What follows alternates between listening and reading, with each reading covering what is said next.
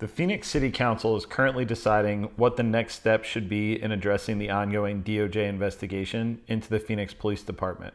When members of council, or any elected official for that matter, are making decisions, it's critically important for them to receive the right information. Last week, however, council received information that at best is misleading and at worst is false. Specifically, council received a document that purported to show the resolutions of various DOJ investigations around the country. This document misled the reader to believe that the only resolutions in the past few years were either consent decrees or memoranda of understanding. This is absolutely false.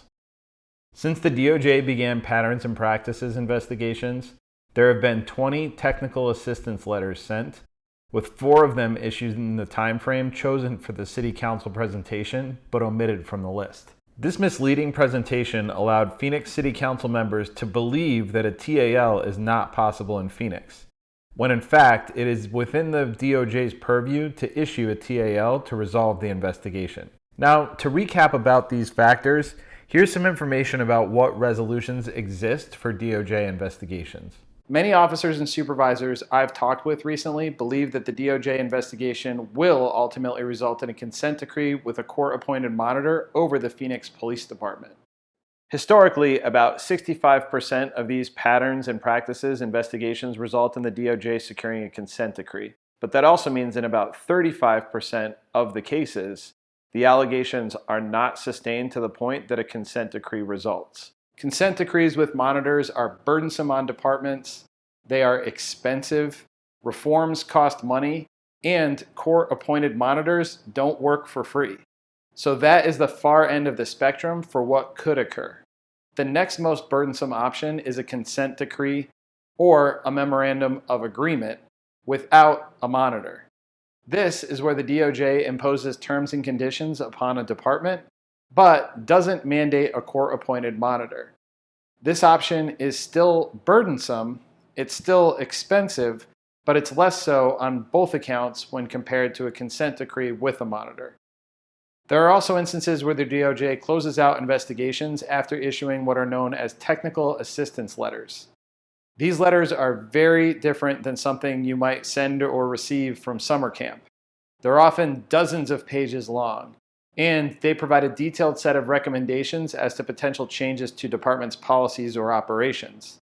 Technical assistance letters can be issued as an interim step, or they can be the only recommendation that the DOJ issues as part of its investigation. With all these factors to consider, a TAL is something that Phoenix officials can request when they speak with the DOJ. Additionally, a technical assistance letter can be a first step in a resolution. Agencies can receive a letter and then self-correct before going down the consent decree route, but the opposite cannot occur. Agencies that sign consent decrees or memoranda of understandings with monitors involved cannot go backwards.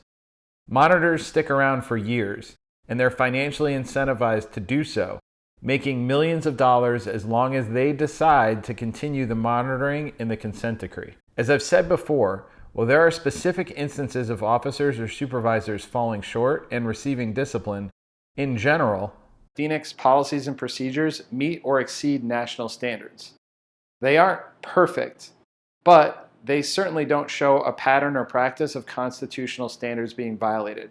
So here's our ask. Phoenix City Council needs to have the right information to make the right decisions. Council and city leaders should ask for the DOJ to issue a technical assistance letter to allow the department to address any concerns before the DOJ seeks a consent decree or other burdensome remedy. And if the DOJ refuses, then Phoenix should make sure the DOJ's investigation is factually accurate and, if necessary, make the DOJ prove their case in court.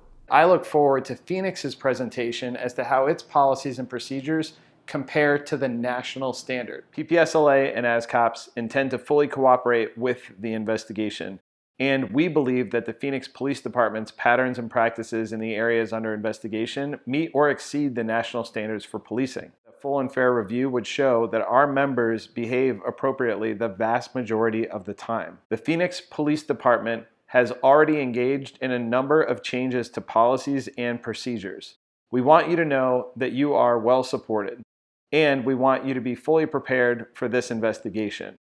If you have any questions or comments, please leave them below. Please like this video and subscribe and click the notification bell and turn on all notifications. It really helps out my channel and helps more viewers like you see these videos.